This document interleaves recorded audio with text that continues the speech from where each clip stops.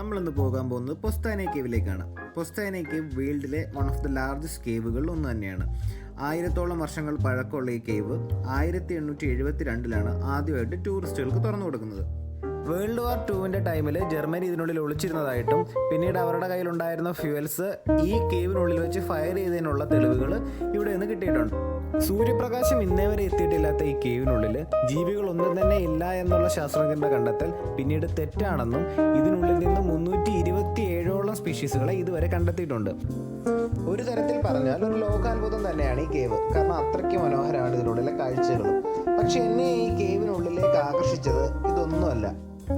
സിനിമകളിലും കഥകളിലും ഒക്കെ നമ്മൾ കേട്ടിട്ടുള്ള ഒരു ജീവി, ഡ്രാഗൺ. അതെ, സ്ലൊവേനിയയിലെ പൊസ്താനെ കേവിനുള്ളിൽ ഇപ്പോഴും ഡ്രാഗൺസ് ജീവനോടെയുണ്ട്. നമുക്ക് കാണാനും അതിൻ്റെ അടുത്തെത്താനും ഉള്ള സൗകര്യവും അവർ ചെയ്തു തരുന്നുണ്ട്. So just wait for the detailed video.